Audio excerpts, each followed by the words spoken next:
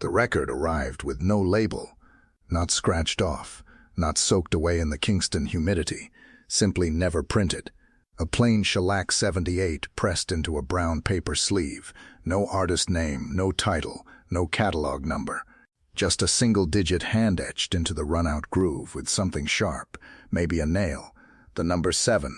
Tom Wong turned it over in his hands that evening in 1947, standing behind the counter of his dry goods shop on Orange Street, while outside the last vendors were folding up their carts, and the Kingston air was thickening with diesel and frangipani. He held the record up to the bare bulb hanging from the ceiling, squinted at it, then slid it back into its sleeve and set it under the counter with the quiet deliberateness of a man storing something he hadn't yet decided what to do with. Nobody who was there that night could later say who brought it in. Tom Wong was born into the complicated middle of Jamaican society. Not black, not white, not quite either world, and therefore by the brutal arithmetic of colonial life, both less and more than the sum of his contradictions. His family had come from China, part of the wave of Hakka and Cantonese migrants who arrived in the Caribbean through the 19th and early 20th centuries, first as indentured laborers after emancipation emptied the sugar estates of their captive workforce, and then as small merchants, shopkeepers, and traders who carved their living out of the gap between the plantocracy and the majority black population they served. The Chinese in Jamaica occupied an odd, precarious, often profitable space, trusted by neither the colonial elite nor the working poor as genuine members of their world, and yet embedded in the daily commerce of almost every community, from the deep rural parishes to the hot, crowded lanes of downtown Kingston. Tom's family ran a dry goods establishment. Fabric, flour, provisions, a bit of this and that. The kind of shop where a woman could buy 3 yards of cotton on credit and pay back pennies a week until it was settled. The shop was not a fortune. It was a foothold. And Tom, who had grown up watching his father calculate margins in a ledger written partly in Chinese characters that Tom could read only imperfectly, understood from early that survival required more than hard work. It required reading the room. It required knowing what people wanted before they knew they wanted it themselves. What Kingston wanted in the years just after World War II was sound. The city was alive with a particular kind of desperation and energy that historians have since tried and largely failed to adequately describe. The war had reshuffled things. Jamaican men had fought in the British forces, had traveled, had seen other worlds and come home to find nothing much changed except themselves. Migration to Britain was beginning. The bauxite companies were arriving. The roads were crowded with people flooding in from the parishes, looking for work, looking for something, building zinc fence communities on the edges of the city that would eventually become the garrison yards the world would later come to know as the cradles of reggae. The middle classes had their clubs and their hotels and their gramophone parties in proper parlors. The working poor and the unemployed, packed into the tenement yards of Trenchtown and Maxfield Avenue and Backawall, had each other. They had the street. And when the night came and the heat broke slightly and the rum was flowing, they had the desire to dance. Tom Wong saw this. He had always been watching. That was the particular gift, or perhaps the particular survival mechanism, of a man who existed at the margins of multiple communities simultaneously, the capacity to observe everyone without being fully claimed by anyone. He began to assemble what would become the first proper mobile sound system in Jamaica around 1947 and 1948. The technology itself was not conceptually complex. A turntable, an amplifier, an array of large speaker boxes. But in Kingston at that time, what Tom was building was extraordinary, bordering on miraculous, in the context of what surrounded it. He sourced the components piecemeal through the networks of Chinese Jamaican merchants who had connections to Miami, to New York, to the port supply chains that fed the island. The speaker boxes he had built locally, enormous wooden cabinets that could take a sound and hurl it 3 blocks in every direction. The amplifiers were military surplus, the circuitry reworked and rewired by men who understood electricity through instinct as much as training. The records he acquired through the same transnational networks, American R&B, the raw, gut-bucket blues coming out of New Orleans. Fats Domino before Fats Domino was Fats Domino, Professor Longhair tearing apart every conventional idea of rhythm, Louis Jordan and his Timpani 5 making jump blues sound like it was being played specifically for the people standing in a Kingston yard. Jazz, gospel-inflected rhythm and blues from the black radio stations that Jamaica could sometimes pull in faintly on a clear night, the signal ghosting across the water from Florida or the Gulf Coast. Tom collected these records with a kind of ferocity that his dry goods business disguised. The shop was his front in both senses of the word, the face he showed the world, and the income that financed what he was actually building. The first dances he ran were small things: a yard, a stretch of road blocked off with rope, a field behind a church, whose minister had been persuaded to look the other way. He called himself Tom the Great Sebastian, the name landing somewhere between showman's bravado and the kind of aspirational title a man gives himself when no one else is likely to grant it. The Great Sebastian. There was something both magnificent and melancholy in claiming your own greatness out loud in a city that had never once offered to acknowledge it. He sets up the speakers, he runs the cables, he puts the needle on the record, and Kingston hears something it has never heard before. Not just music. It has music. Always had music. But music like this. Music this loud. Music that doesn't float out of a hotel window or a parlor or a mento band playing on a stage 50 yards away. Music that is inside your chest. Music that fills a space completely and makes that space feel, for the length of a song, like it is the most important place on earth. The people come. They come first out of curiosity, then out of need, then out of the kind of habit that is really just love wearing practical clothes. The lawn dance circuit was how it worked. Tom would set up at one location, run the dance from late evening until the small hours, then pack down and move to the next spot. Entrance fees were cheap, affordable for the yard communities he was serving, and the money he took in went back into buying more records, upgrading the amplifiers, adding to the speaker array. It was a feedback loop. The better the system sounded, the more people came, and the more money he had to make it better still. He developed an almost scientific obsession with sound quality, with the specific warmth of bass frequencies at high volume, with the clarity of a trumpet line cutting through a humid night when the air was thick with bodies and sweat and the smell of rum punch and jerked meat from the pan outside. He also developed an obsession with secrecy. The records were the weapon. In this emerging world of competitive sound system operation, and Tom understood intuitively that competition was coming even before it arrived, the records were the edge, a song nobody else had, a pressings imported from New Orleans that hadn't reached any other operator's collection, was worth more than the amplifier and the speaker boxes combined. Tom began scratching the labels off his most prized 78S, covering them with his own paper sleeves, or simply soaking the printed label off entirely in warm water. If a rival sent someone to the dance to find out what he was playing, they would see the record, hear the song, and know nothing. The practice became standard across the Jamaican sound system world and persists, in modified form, to this day: exclusive dub plates, locked tracks, the DJ who will not name his rhythm. Tom didn't invent secrecy, but he formalized it as competitive strategy in a context where music was commerce and the song was the product. That unnamed record, the one with the 7 scratched into the groove, stayed under the counter through this whole period, silent and unplayed. It was during these early dances that Winston Cooper entered the picture. Cooper was a young man from the streets who had a gift that Tom recognized immediately and that no one yet had a word for. Cooper could talk, not just talk, perform, translate, amplify. He understood that the space between songs was not dead time to be endured, but live time to be worked. He begins moving the microphone. He begins speaking to the crowd in a cadenced, rhythmically charged way that lands halfway between speech and song, calling out the dancers, bigging up the area, hyping the next record before the needle had even found the groove. Think about what you have been told about where hip-hop began. A South Bronx block party. A teenager named Kool Herc with 2 turntables. 1973.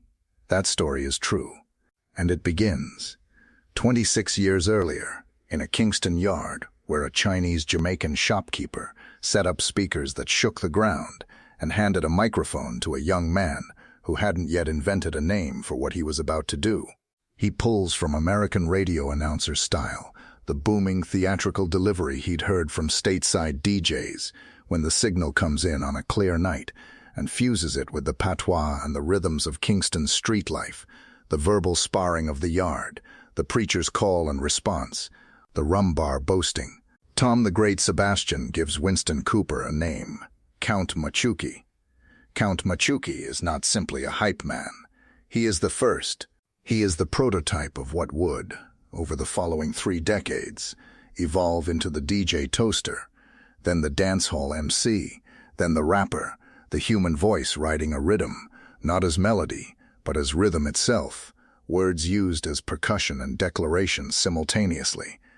When cultural historians trace the line from Grandmaster Flash to Jay-Z and beyond, that line runs through the Bronx block parties of the 1970s, which were themselves explicitly inspired by the Jamaican sound system tradition. DJ Kool Herc brought to New York when he migrated from Kingston as a child. And that tradition, that specific act of a man speaking rhythmically over recorded music to a crowd in a yard, was born in Tom the Great Sebastian's dance with Count Machuki at the microphone. Tom was shrewd enough to see what he had. He built the partnership carefully, creating a presentation that was part concert, part theater, part communal ritual. Count Machuki would warm the crowd. Tom would read the room, selecting his records with deliberate strategy, starting light, building the temperature, reading which songs were turning the crowd from an audience into a single organism of moving bodies, saving his strongest material for midnight and after, when inhibition had dissolved and the dance was at its most urgent. He had an instinct for the moment.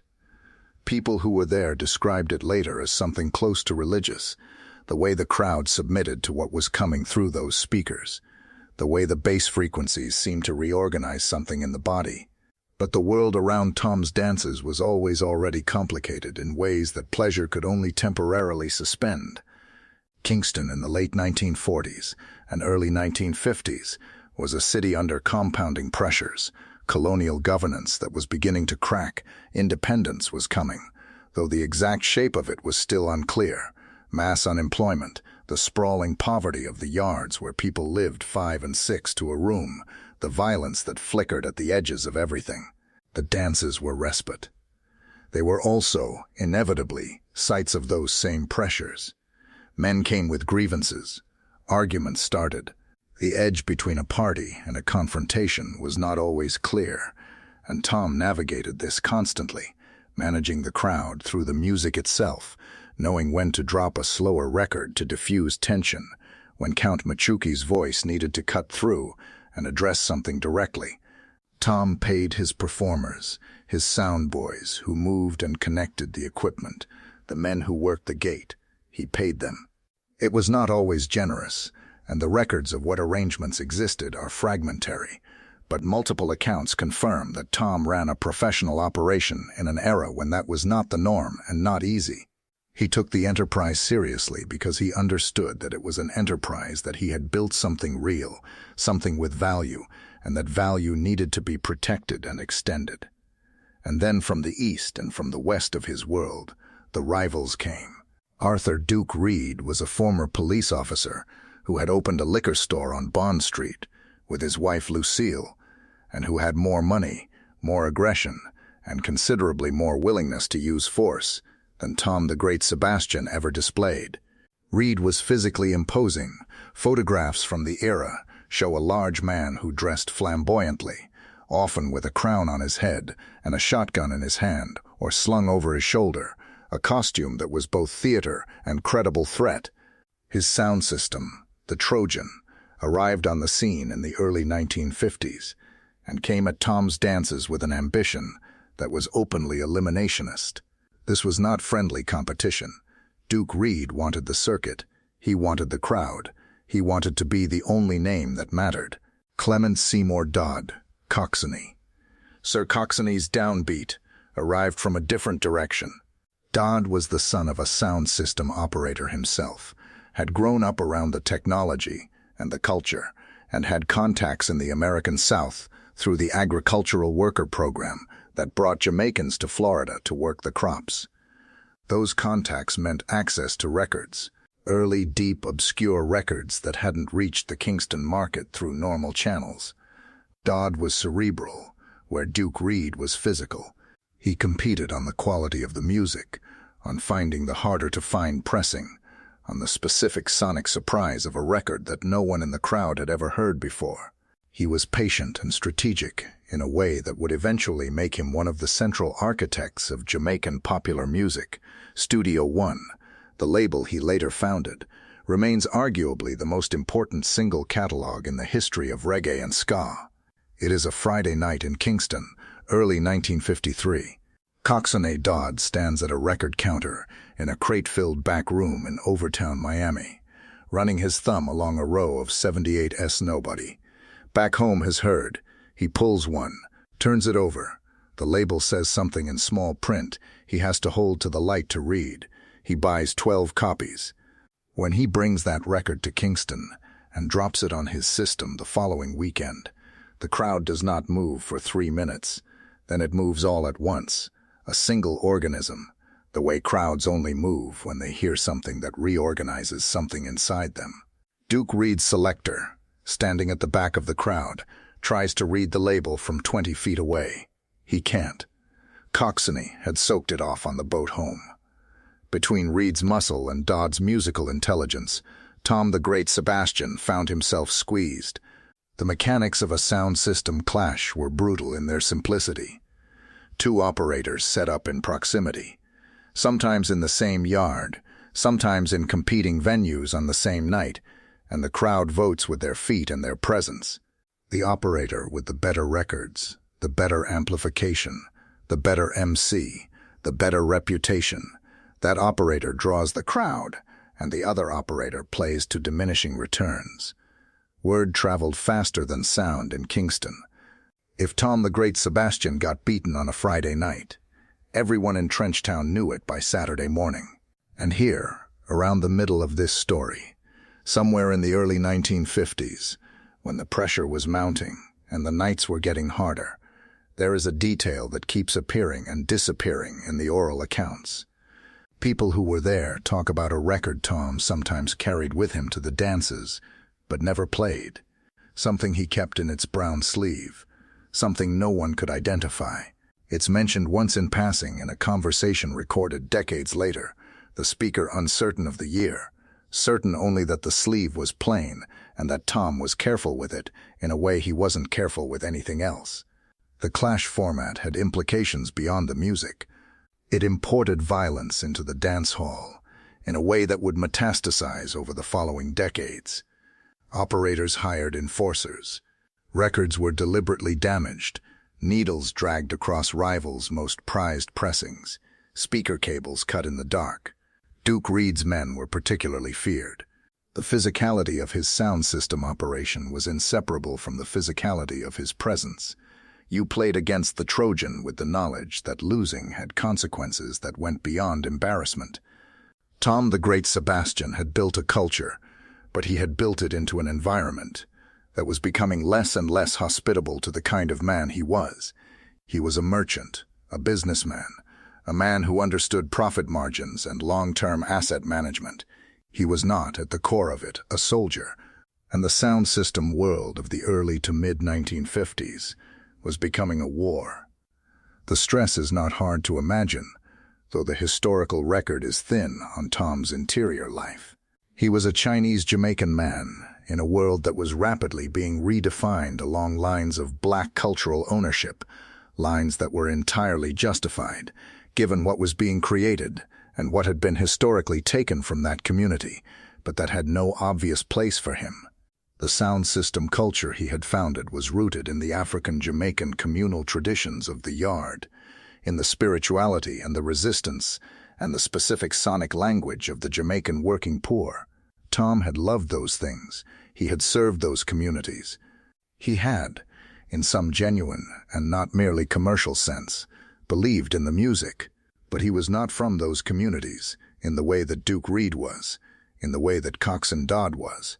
He moved through them, as he had always moved through everything. As an outsider who understood insiders, a watcher who had learned to create experiences for the people he watched. That position, which had been his advantage at the beginning, became a kind of loneliness as the stakes rose. Count Machuki remained loyal to Tom through the peak years. The relationship between them was the closest thing the historical record shows to a genuine human bond in Tom's professional life. The shopkeeper and the voice, the strategist and the performer, the man who built the system and the man who made it speak. Machuki's artistry was undeniable and became widely recognized as the dances grew in scale and reputation.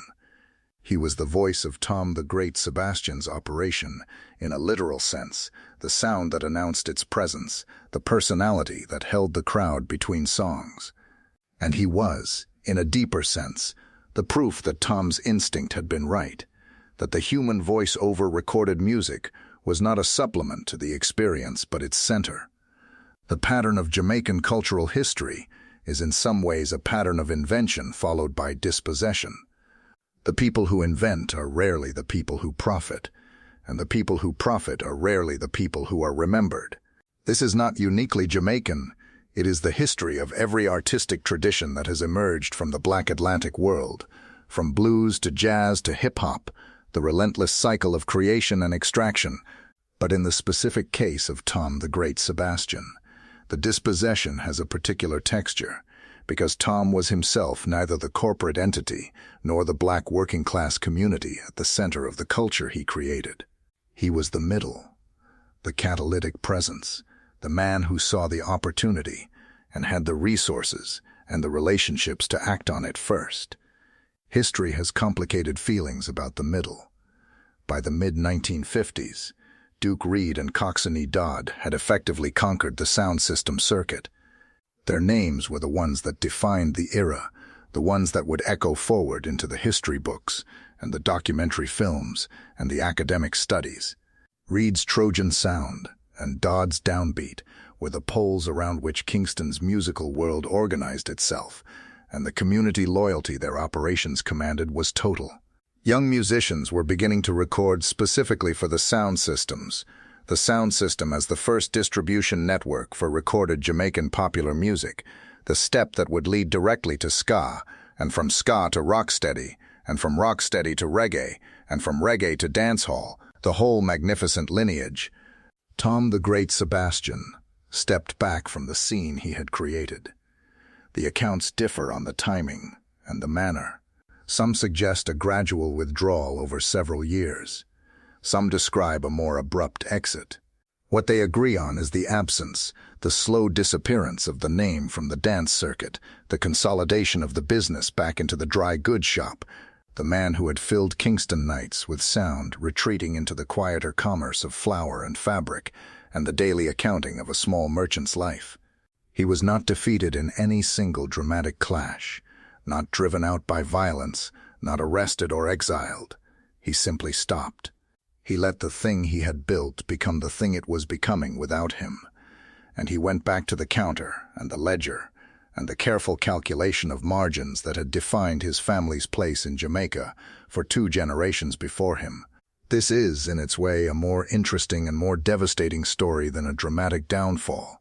The man who starts something and then watches it become unrecognizable, who sees his creation claimed and shaped and amplified by forces he unleashed but cannot control, is a figure that history produces with some regularity and almost never honors adequately.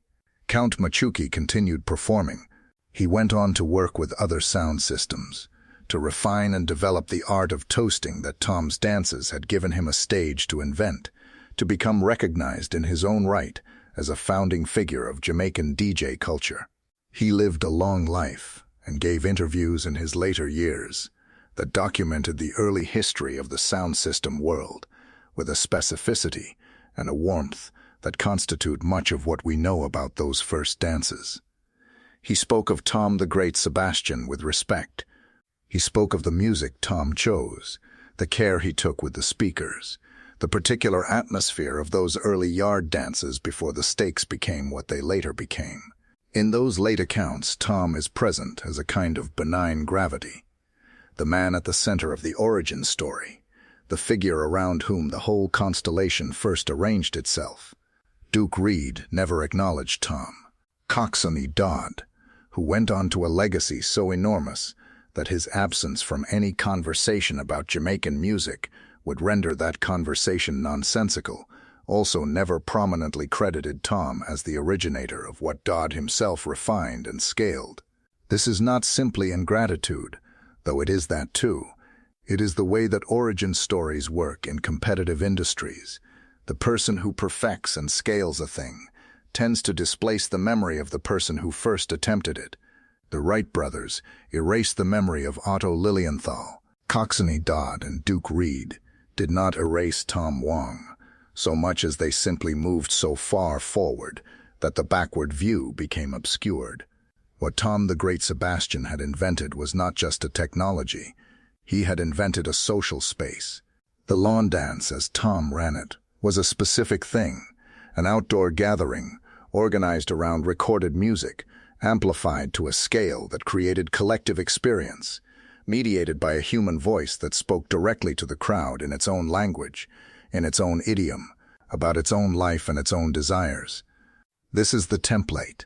Everything that came after, every dancehall session, every sound clash, every reggae dance in Kingston or London or Toronto or New York, every block party in the South Bronx, every rave in a warehouse, every festival main stage is downstream of what Tom Wong built in those Kingston yards in the late 1940s. The cultural consequences were not all benign. The sound system world that Tom initiated also created structures of community control and territorial identity that would become, in later decades, deeply entangled with political violence. The garrison communities of Kingston, Tivoli Gardens, Arnett Gardens, Rema, organized themselves partly around their sound systems, their dances, their musical loyalties, and those loyalties were exploited by politicians and by the criminal organizations that filled the power vacuum that colonial departure left behind. The dance that Tom had conceived as pleasure became, in some contexts, a ritual of territorial assertion that drew blood.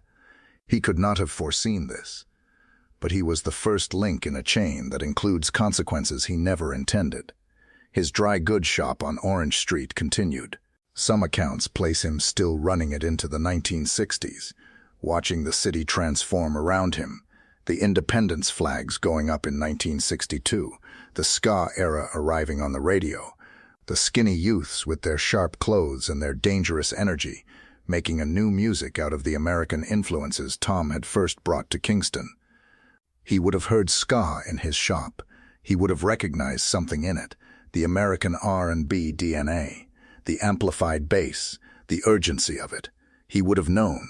Whether he felt pride or grief, or simply the exhausted neutrality of a man who has already made his accounting and closed his ledger, is a question the record cannot answer. It is near the end of this reckoning that the plain-sleeved record returns. Among the few personal effects attributed to Tom in the fragmentary oral histories and secondary sources that constitute almost all the documentation of his life, there is a recurring reference to a record in a brown paper sleeve. Not a collection, a single record, an item he carried with him to those early dances and brought home again unplayed, stored not with the working collection but separately, under the counter or in a back room, or simply wherever a man keeps the things he is not ready to release to the world. When Tom the Great Sebastian walked away from the sound system circuit, he took the record with him. No one who has since tried to account for his belongings, no family member whose recollections have made it into any archive, no neighbor or associate quoted in the documentary record, has ever described knowing what was on it. The number 7, scratched into the groove, the sleeve unmarked. Nobody who brought it, or nobody who admitted to bringing it. There is a version of the mystery that resolves into something simple, a test pressing from a Miami session, a personal recording, a song that meant something private and untranslatable, something that belonged to the part of Tom Wong that existed before and beneath Tom the Great Sebastian, the part that was just a man's son doing imperfect calculations in a ledger, written in a language he had only partly inherited. A song, perhaps, in a language he could hear but not fully speak. A tether to somewhere he had never been that was still, in some cellular sense, home. There is another version where the record is just a record, and the mystery is the projection of people who needed the story to have a final locked room, a last secret that explained the whole strange trajectory of a man who invented a world and then vacated it.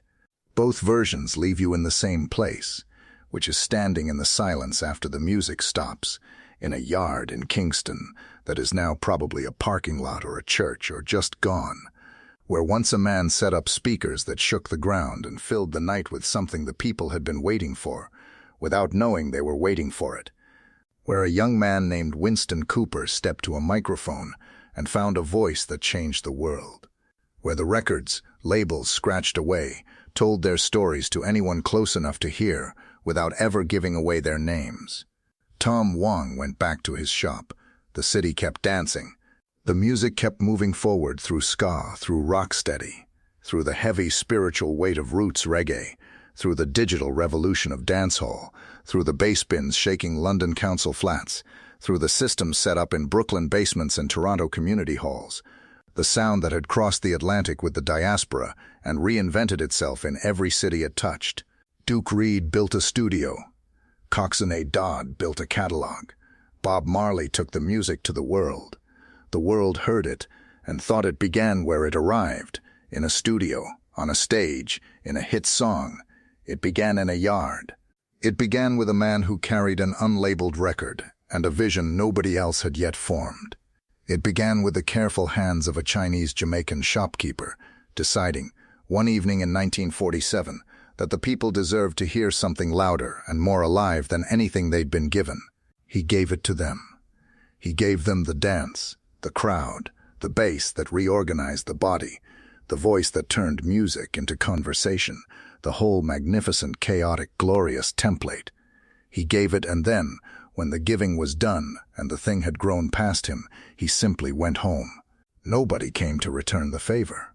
The record with the 7 in the groove, whatever it held, whatever it said, whatever language it spoke or silence it preserved, went with him into that ordinary commerce of cloth and flour and the daily arithmetic of surviving in a world that had never made particular room for him.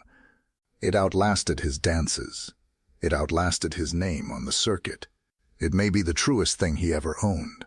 Something made only for himself, kept only for himself, played, if it was ever played, in a room where no one was measuring the sound.